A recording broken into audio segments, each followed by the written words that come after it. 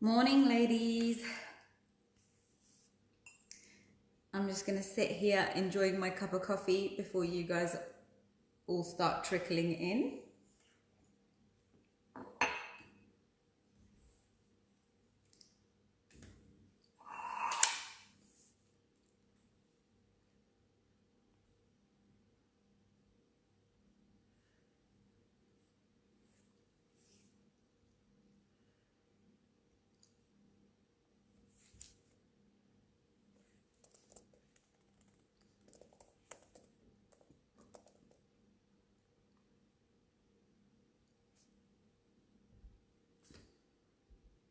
Hi, hon.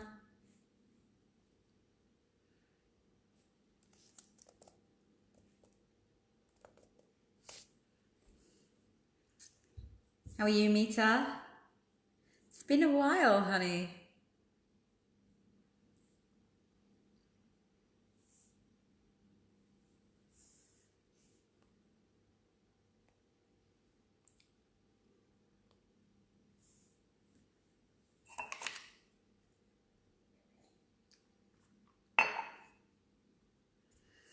Hello, hello, Sadaf.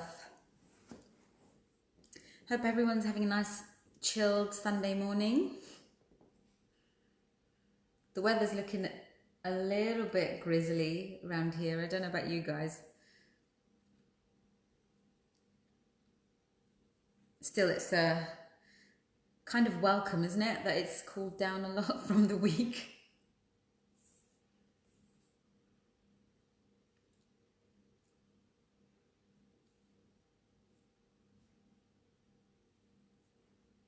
So, see you guys there in a few.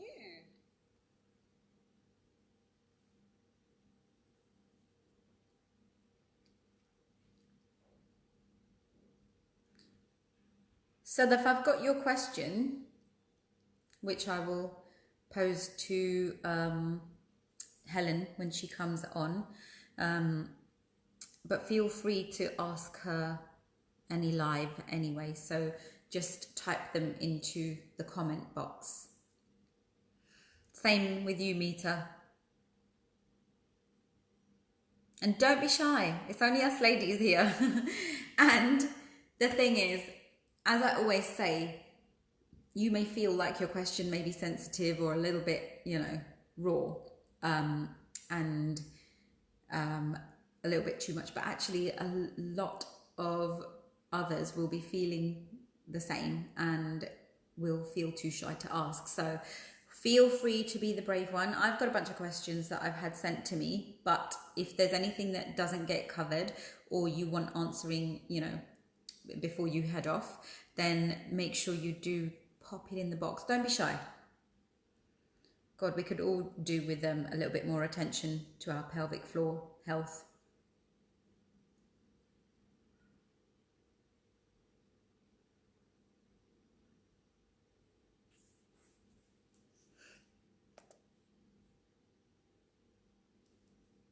Ah, well done, Sadaf. What more can I ask?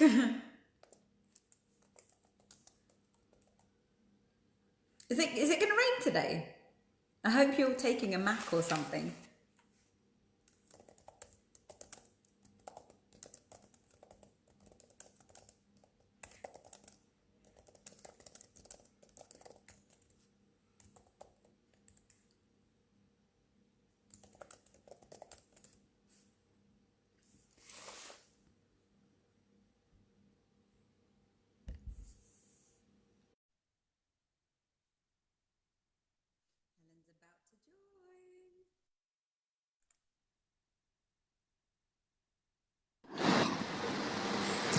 join. Hi!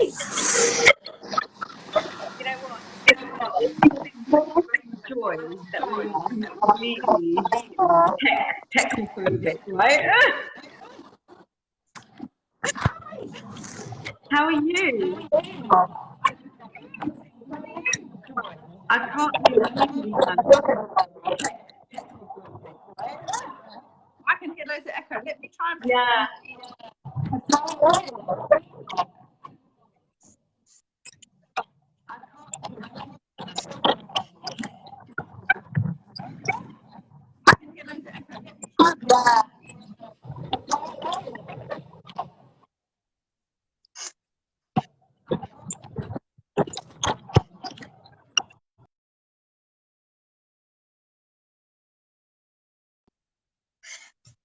think we've lost Helen.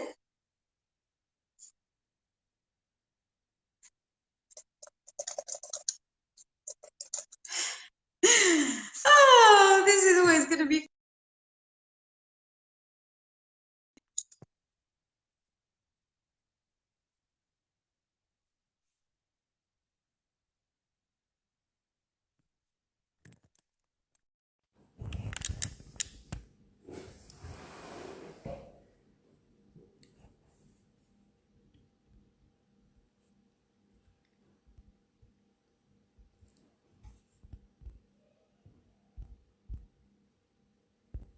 Helen, because I have already invited you, you just basically need to use that same invite again, Hannah.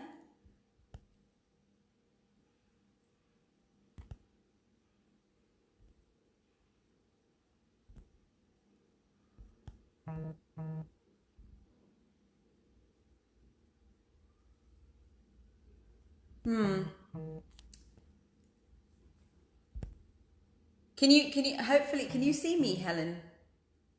Are you part of the line? What I might do?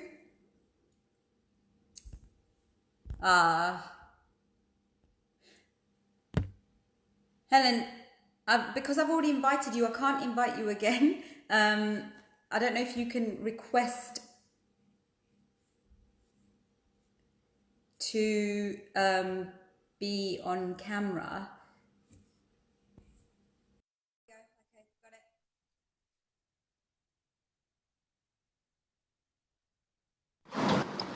Hello again. Hi. Oh, we can hear you now. I know, that's better. It sounded like you were underwater, and I could hear there was like an echo and delay and everything else. And anyway, that's much better. Much better. How are you? Yeah, I'm good. I just noticed the state of my hair. Apologies, sorry. That's okay. I've got total Sunday hair. It is what it is. I'm going to blame them. It's very welcome. Yeah. Well, in Dublin over here, it's not been quite as hot, so I haven't really got an excuse. It's just that's actually a good thing for you, though, Penny. Pregnant. I remember when I was pregnant with my youngest, it was 33 degrees, 7 days on the trip. And I was like, please get out of me now, because this is just like, and he was overheating as well, just as an insult. Oh no. That's the thing, like, I'm really missing the heat and missing the sun, but on the flip side, like, yeah, it's quite hard to cool down when you're in London, so. Yeah. How are you feeling? Yeah, good. Really good. Excellent. Well, I'm so excited to have you on. I've been obviously a massive fan of you for a long time. Specifically, since I had my own pelvic issue. After the natural birth of children, and then I started my very physical journey into fitness, starting with things,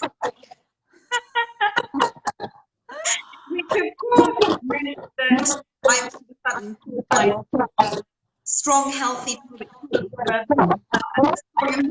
as they used to be, and as they should be. And that's when I found you. So you specifically are a physical exercise pelvic specialist, is that correct? Yeah, just rolls off the tongue. So like I trained as just a normal physio, and then it's well, I won't bore you with it, but basically when you qualify as a physio, there's hardly any undergrad input regards to pelvic health. So then I spent years and years like going on literally every single course, and like, yeah, like just basically like then becoming specialized in pelvic health. But then because of my own interest, like I love sport and exercise, so I've always kind of tried to marry the two together. And now, yeah, so that's kind of how it happened. But it's not a very usual path, I don't think, for a physio, although there's loads more physios now getting into pelvic health, which is really good. It's been such a neglected area for so long. I know. I'm myself myself had I not had the unfortunate experience. Because for me, kids, 2 times was enough for me to think, yeah, that's not okay. This is it. And unfortunately, like, we're just never ever really told as women, like, we're either told, oh, you've had a baby, what do you expect, like, just get on with it, or we're just never told about it. Because like a lot of women that I would treat or see in clinic have never had babies either. Yeah. So I think and then it's so interesting because when it comes to the pelvic floor muscles, they're kind of like the only muscles really that have ever been questioned about the benefits of exercise, as in like high impact and high intensity and high weights. Like any other muscle you'd be like, yeah, go for it, you know. But then when it comes to the pelvic floor, I just think there's still this unnecessary mystery around it. And that's why, yeah, I'm on a one-woman mission to like debunk all the like, trying to try me for that. I have found a niche like that. Again, it's not that the pelvic floor it's specifically for women who are attracted. And all the women in this group are under exercise programs that I have specifically for them. Their mums, a lot of them tell me about the issues they have, you know, from their childbirth. Some don't even know what the hell they haven't had children. So I was like, right, this is definitely something that you can Helen Keeble. Here I am. Okay, so what I did is, I know that you don't have about time with us today. I'm very, very grateful. We do have some questions that come through. So I will go, and a lot of them actually are quite basic. So we will probably be the ones that will segue into a bit more deeper understanding. But simply, someone has asked, in your pelvic floor actually used? Well, it's a very good question, and like it's really important. And I think that's the thing with the pelvic floor. Generally, we shouldn't be aware of it if everything is working good. But that goes with any muscle. You know, like if your quads are working well, you don't think about every time you go up the stairs, your thigh, or, you know, like, and the pelvic floor muscle should be the same in that sense. But because there's just nothing really out there on them until you get pregnant and you're just told to do them, and then it's but basically with the pelvic floor, they have 4 main functions. So they sit, like their name tells us, like they sit at the bottom of our pelvis. So like every time you sit on a chair, you're sitting on your pelvic floor, although they are mostly internal muscles. So if you chopped your body off at the hips and then look down and in, then you'd see your pelvic floor muscles a bit like a big, not too big, but big-ish kind of hammock that's like just sitting internally. And basically, yeah, the 4 main functions are to help support your pelvic joints. So in the pelvis, we have 3 joints. We have the pubic joint at the front and then 2 sacroiliac joints at the back. So it helps kind of just stability and control a little bit of those joints. And then it also gives us all of our sexual function. So like when we have an orgasm, for example, all that is at a very boring scientific level is basically just boring scientific level when you're just talking about orgasm. Don't make that thing. You know, it's like, this is the bit you don't want to think about when you're like in the zone, because otherwise it's like completely kills the mood.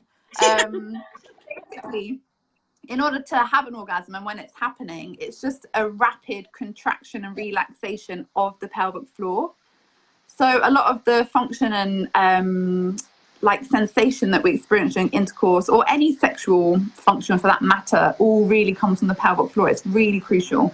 Like, for example, if we're having intercourse and there's penetration, then the pelvic floor muscles have to be flexible in order to allow that to happen.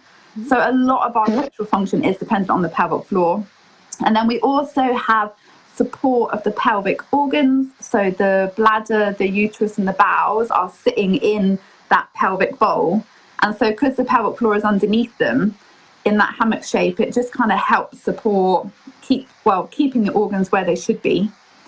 And then lastly, we have basically control of our bladder and our bowels. So when you look at the urethra and the rectum, the pelvic floor muscles at those holes basically are circular. So it means that if the pelvic floor muscles tighten, then it keeps your holes closed. And then if they relax, it allows the holes to open. So obviously both are really important, but just at the right time when you want them to be doing it.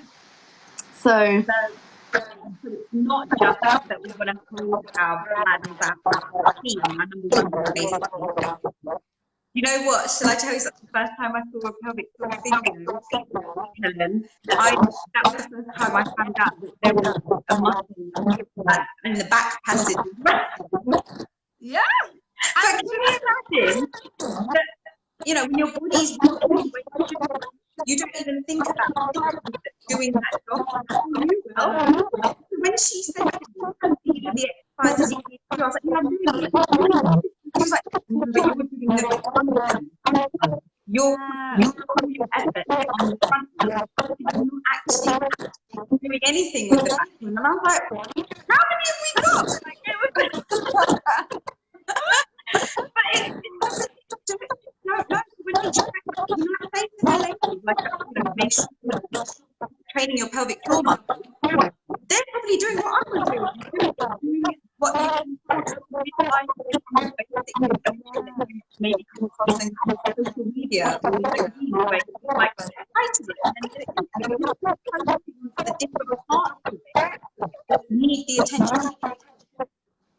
This is it. And like that is definitely what I would see the most in clinics. So like when ladies come in and they're not quite sure they're doing the right thing, because actually I see a real mixture of some women who don't have any symptoms but want to keep it that way. So they just want to have a quick check, a quick MOT, and then they're gone again. And I might not see them again, hopefully, all being well. Or I see women who have got symptoms and then, but either way, if you have symptoms or not, it is really, really crucial that you know you're doing the right thing with your squeezes. And actually, when you look at the anatomy, like if you were to look down into your pelvis and see the pelvic floor, then about 2/3 of it is either side and behind the back passage. And that's basically why, like, whenever I'm teaching ladies to do their squeezes correctly or more correctly, basically, because when you squeeze from the front, like you are squeezing the pelvic floor, it's just that like you're not doing the whole thing. It's like a squat but only going down maybe a quarter of the way, you know. It'll help. You could definitely do it better. If you're fine and doing it, then let's make sure you get a full complement of engagement that you can have. And that's exactly why it's taking ladies out of their every single one of their records, their strength training. And just like that for your pelvic floor. You're doing the squeeze to make sure you're covering the entire. This is it, exactly. And that's why now, like, squeezing like you're trying to stop wee is really outdated. So now we always say, imagine that so that you're starting the pelvic floor squeeze from the back passage. Because if you don't, you're just missing so much. So that's a nice segue, actually, into the next question. It says, how, well, actually, the first question was, how do we actually train all pelvic floor? Yeah, so this is a great question as well, because it's often unnecessarily overcomplicated. So literally, but like the actual pelvic floor muscles, again, from like an anatomical point of view, they only really have one main nerve supply. So it is actually physically impossible to squeeze just the back and just the front, or like just the vaginal opening, because it's all the same nerve group. So basically, you know, and when I hear things like that, like, oh, only squeeze the front or only squeeze the back, or, you know, go up in elevators and all of these other things, like, again, it's not going to do you any harm. But actually, all we ever have to do is just fully squeeze the pelvic floor. So imagine that you're stopping wind, and you should feel like a tightening and a lifting sensation, and then fully letting go. And then we have to be able to just hold that for 10 seconds. So we have to have the It is, Helen. literally, like, you don't have to make it any more complicated than that. And if you can do, like, say 10-second holds and 10 short holds where you just squeeze and let go again straight away, if you can do those easily and stand, then that's kind of like your benchmark. That's what everyone should kind of aim for. Then you know that you've got a good, strong pelvic floor. Okay, I love how simple that you've made that, because yes, I remember distinctly remember the first time I gave birth, and they were like, right, you want to do the elevator, you want to do the hold, and I was just like, I genuinely, I think at the end of the first week, I couldn't remember what to do. Yeah. But the holding the wind thing, you just said it, I was doing it, and I was like, that makes complete sense, because it actually, from the video that he had told me to concentrate on the back and the front, but by just holding the wind has engaged all of it. So yeah, I can. And the best thing is, no one knows who you're doing it. This is it, and that's why it used to get called the secret exercise, exactly for that reason. Because if you are doing the right thing, then actually nobody should be able to tell that you are doing it. And you know, like, although I say try and aim for 10 lots of 10 seconds in standing, and although that kind of sounds relatively easy, it can actually be quite tricky if you're not used to doing them. So like, that's like the end goal. But for example, when I see ladies in clinic and they have become a bit weakened for whatever reason, like babies or not, then what I would do is just get them holding for as long as they can. So that just might be 2 or 3 seconds, and it might be that they can do it lying down, but they're not in sitting or standing yet. So like, if anyone is struggling to hold their pelvic floor at the moment, then try lying down, because that's easiest. And then just hold for as long as you can. It doesn't matter if it's only 1, 2, 3 seconds. Like, you can just add another second every week or two, like, as you kind of progress. And then gradually... You're basically talking about progressive overload, which I adore. I'm on about it. It's crazy. So holding it lying down. I mean, I would get as specific as saying to ladies, you need to note it's only going to be something I'm going to do anyway. Make note when you're doing them, how lying down, sitting, standing, whatever you're doing, and then we will progress you from there. Yeah. Exactly. And that's, I guess, the benefit of seeing a pelvic floor physio, because we take all of the programming out of it for you. You know, like, we'll test you, then we give you your program, and then so like typically in clinic I would see a lady maybe once a month for a few months, because say that you can hold for 2 seconds in lying, then it's normal to take about 3 to 6 months to get to those 10-second holds in standing. You know, it is like, annoyingly, it's a bit slow at times, but that's completely normal. It doesn't make you abnormal. It is annoying for the motivation, because sometimes you're just like, oh my God, is it ever going to get better? And you can't really see what you're doing either. So it's, you know, motivationally, like, I get it. Like, it is hard to stay motivated, but they, you know, the research now is just completely undeniable. You just got to keep practicing, and they definitely will get stronger. Yeah. When we start the progress of the like it is with fat loss or muscle growth, the improvement that you're putting in. But I would say, for me specifically, I actually feel the improvement so faster than I did in my school. So that was worth it in itself, to be honest. Do you know, and that's funny you say that, because, like, well, completely agree. But also in clinic, because I like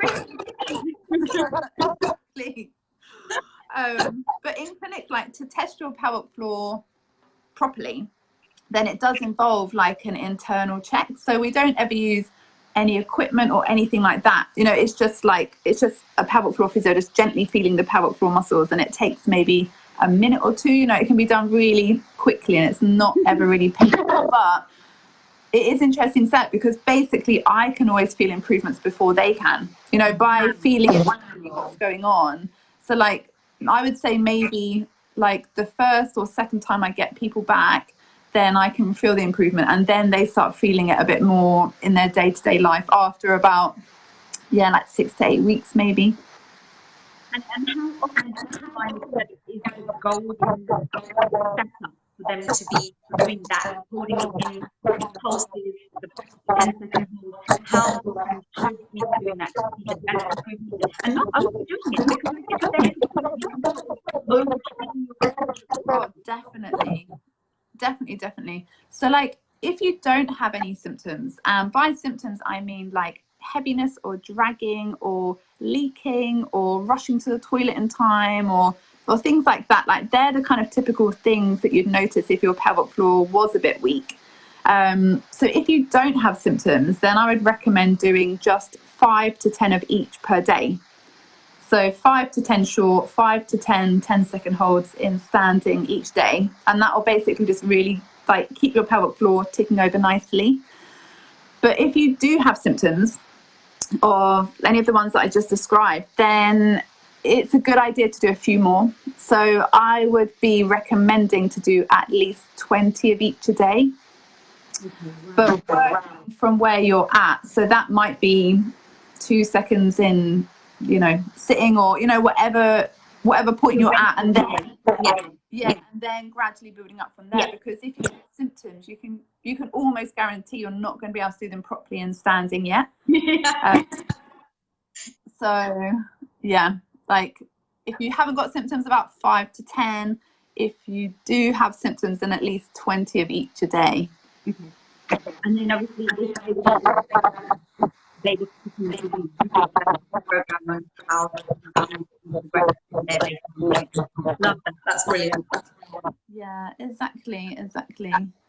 Now, another question that came in is slightly away from, but of course, find women's health as well. And this is one of the things that comes up a lot, especially in post-natal, the diabetes.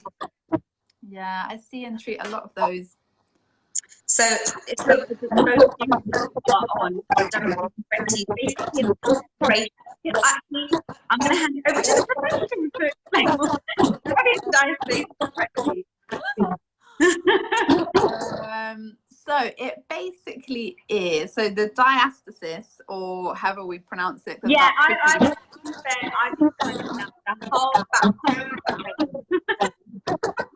So like, because it often gets shortened to DRA, so diastasis rectus abdominis. But basically it is a completely normal, safe, necessary adaptation that happens during every single pregnancy. So like if you look at the six-pack muscle, the rectus abdominis muscle, then like it's the only muscle in the body that has those lines within it. And it's because those ligamentous lines are easier to stretch than pure muscle. So by its very design, like the six-pack muscle is designed to help our abdomen grow to accommodate our baby during pregnancy. So yeah, like it's completely normal, nothing to be worried about. The only time that we really need to get involved is from about 8 weeks. So once the baby is 8 weeks old. So all the way through pregnancy and for the first 6 to 8 weeks, like it's a completely normal thing to have. And it takes those first 6 to 8 weeks after giving birth. And that can be exactly the same for C-section or vaginal delivery. But it takes those first few weeks just for everything to kind of recoil back down and begin to shrink and knit back together again. So it does do my head in when I see on social media or various accounts and people, you know, I just think it's a bit irresponsible when people with a lot of followers are, and I've seen it like recently with a GP doing it. She gave birth and within like 10 days with a physio, and they were like doing her diastasis stuff, and you're just like, what are you doing? Like it's sending out kind of the right message, but you know, obviously we can't police social media, so it's really hard. And especially when you think well, anyway, just really, really, really be careful where you get your information from. But anyone who says about diastasis rehab in the first 6 to 8 weeks, I wouldn't really listen, because the only thing you need to be doing is resting, recovering, healing, and doing your pelvic floor squeezes in those first few weeks. And that in itself will really help your diastasis to come back together again. So if it doesn't fully come back together again on its own, then that's when a physio can really, really help you. And so that's why when we do all of our postnatal checks, we normally say come in around the 6 to 8 week mark, because then we know from that point on, exactly how we can help you and what you need to do, because otherwise we're likely to get a false positive before that. Yeah. And after you've had your baby, you might see your diastasis when you're moving or engaging your tummy muscles, like if you're going to lay down, that's a really common one, or if you're trying to sit up, so if you're lounging on the sofa or getting out of bed or something, then, or up and down in the bath can also make it really noticeable, because then obviously you're obviously not. Mine, I had a big, obviously everything was correct the second time round. But also, when I laugh, I noticed it again, because obviously the contraction of the abdominals was a bit more visible, and you could see that. Yeah, and that's the thing. It can be anything. It can be if you're, I don't know, going to push a heavy door, or it literally can be anything, because of yeah. This is it, exactly.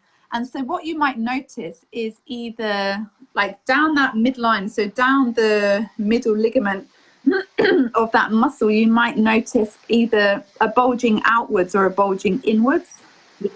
It can be an innie or an outie, basically, when it comes to diastasis.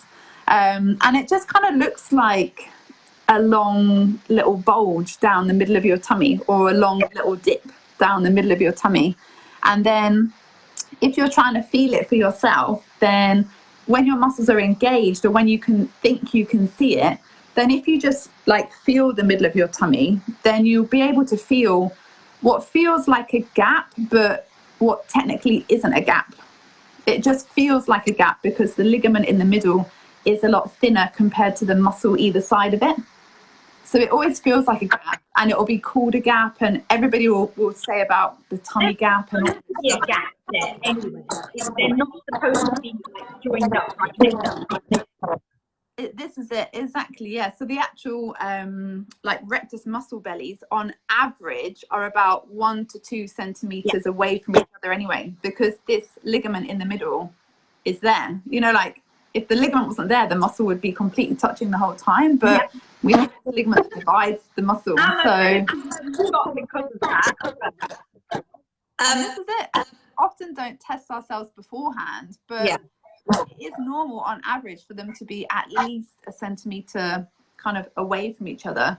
And actually, when we're testing for diastasis, so if somebody comes into clinic with one, then we've moved away from, we will still actually measure the width, but it's now actually all about the depth.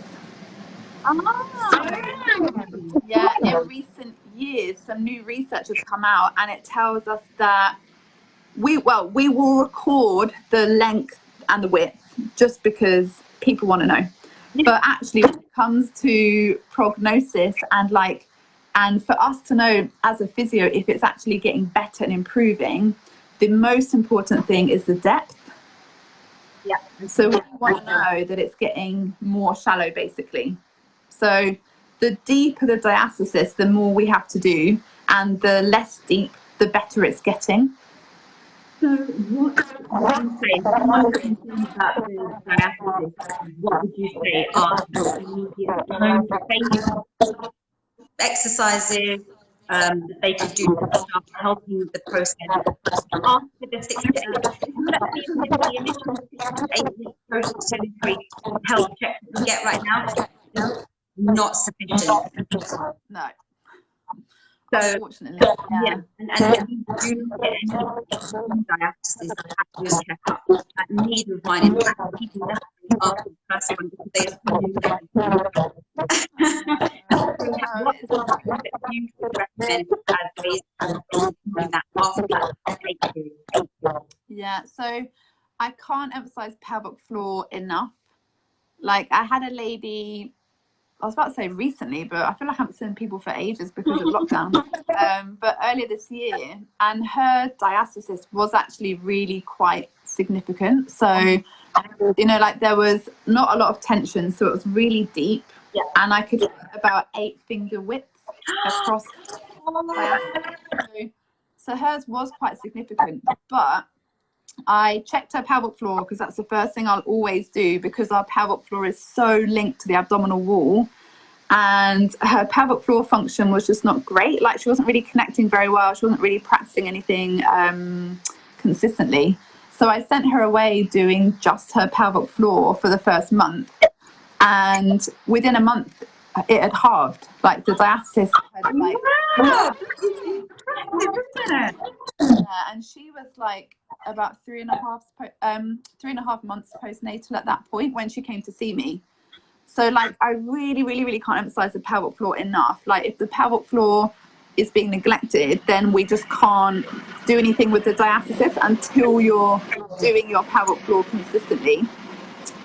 And then it is about, very simply, trying to load your tummy muscles in a way that is enough to challenge them, but not too much to to create too much intra-abdominal pressure.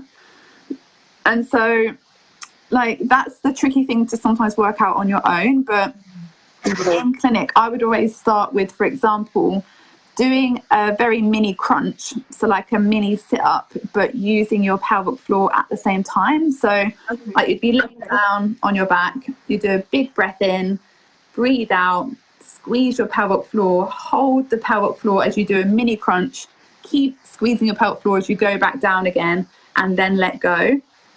And then what you're looking for is, well, what I'm looking for when I'm testing it is basically the lack of innie or outie bulge.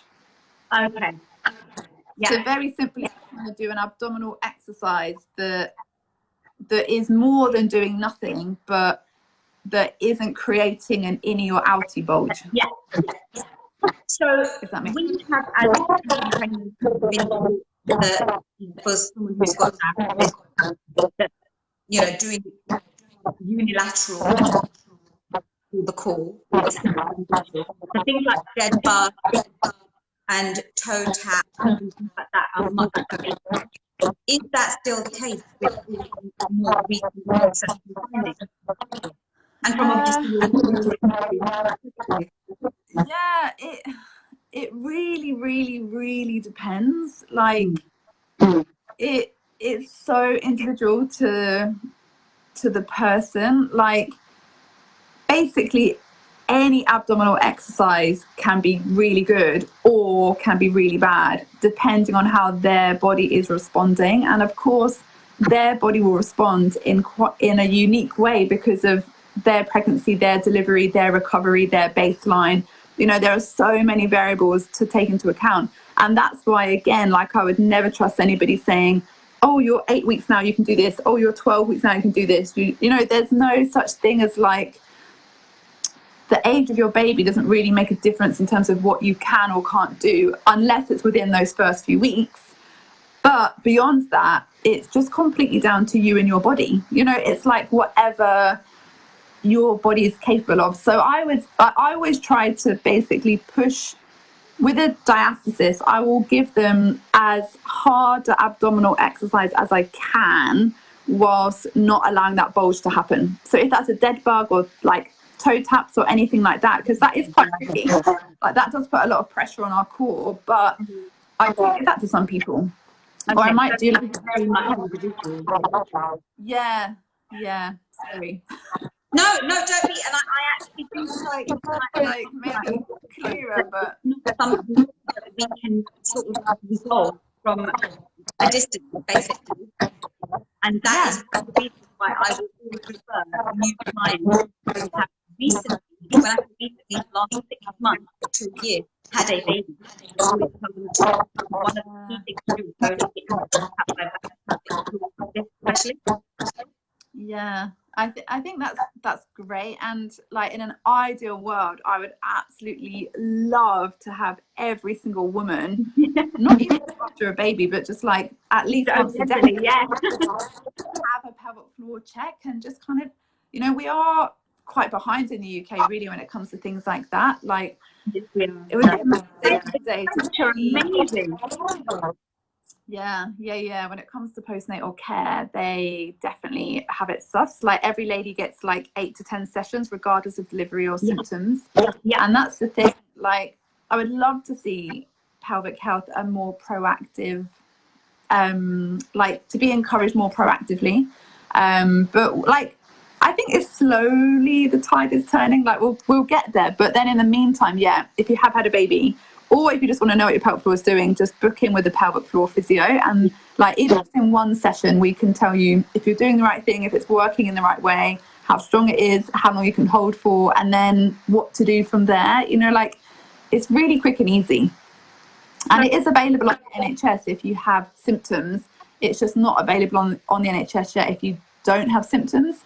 Right. But I didn't say this, but like if you were to say that you had a leak or something, no one's going to be able to prove or disprove. Do you know what I mean? Like, so you say that I had specific tests for that. It wasn't very nice.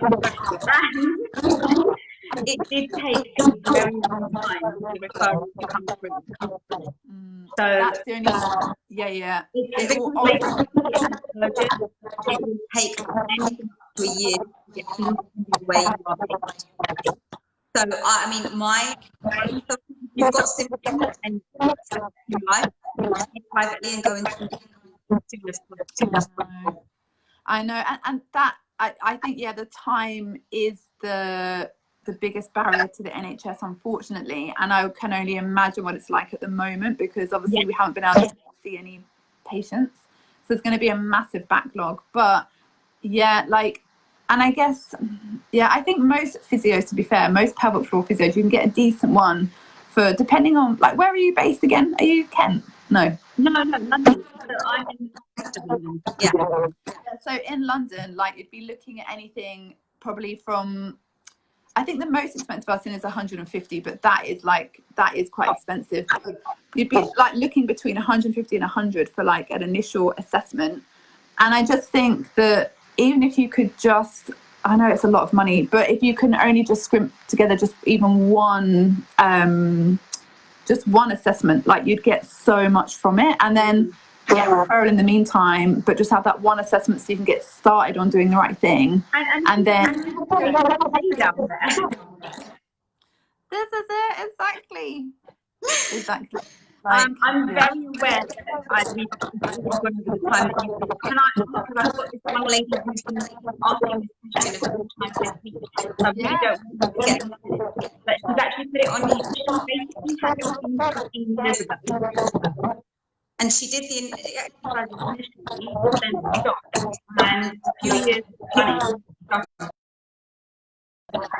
how pelvic floor exercises that she can do. And is it another key thing that someone else said, when is it too late to work your pelvic floor? Yeah, so it's never ever too late. Like literally never. Like I have women in their 80s. Like I had a lady again earlier this year and she had a prolapse. So she wanted to try and get off the pessary, which is like this internal support that you can wear. Yeah. And she was like 86 or something. Within the months, like I was just doing the same that I do with everybody else. So like get her in monthly, recheck the pelvic floor, see where she's at, update her exercise program. And within 6 months, like it was, you know, she didn't have to have a pessary anymore. Like I promise, like it literally is never ever too late. And like no matter how bad you think it is, or no matter how long it's been there, it honestly is never ever too late. And with your lady who had the twins 15 years ago, like again, it's just kind of like getting back on it and making sure that you're doing the squeezes every single day. And so if you just notice some leaking again, then doing 20 short, 20 long, ideally building up those to 10 seconds into standing. And it would be the same as for anybody who's just started leaking. So be doing that for at least 3 to 6 months. And then just to, if you can, again, check in with the pelvic floor physio just to make sure that she's doing the right thing. And on that note, if you do have any symptoms and you are doing the exercises every day, and if you don't notice any change at all within the first 6 to 8 weeks, then definitely go see a physio at that point as well, like if you haven't yet, because it might just be simply that your technique needs a bit of a tweak, or, you know, it could be something really simple that can be, it often is, really easily sorted. Oh, that's so good. I love that you're on such a positive note, because everyone knows that their problems are fixable, especially when it's key sensitive areas like that. So I love that you're doing such a great job putting it out there. But I'm so grateful that you've been able to support ladies. No worries, it's a pleasure. No, you are so welcome, and thank you so much for inviting me. It's been great. Well, ladies, Helen and I are going to be doing another live, so it won't be to your issues that we did with, but a lot more information. But Helen, if you want to get in touch with appointments, which I know you want to do, you are based in Dublin, but where can they come in? Yeah, well, and I also have a team in London. So we have 2 branches in London. One of them is open at the moment, which is Southwest London in Wandsworth Town. And the other one is based in a gym in Soho, so we can't quite open that one yet. But yeah, and I'm in Dublin. So they can either follow us, like follow the team page on social media, which is PH_physio, or my page is just Helen Keeble Physio. So that's the easiest way. And then you'll see on the 2 pages there's links to the website. And, you know, if you wanted to send a more detailed email or something, then you can always do that via the website. That is brilliant. And you can do your LinkedIn, your Facebook and Instagram page and website on this live post, because I would love to be able to access it as easily as possible. But thank you so much for your time and all of that. So I really appreciate it. And I look forward to yeah, have a great Sunday, everyone. And I'll see you. Bye. Bye.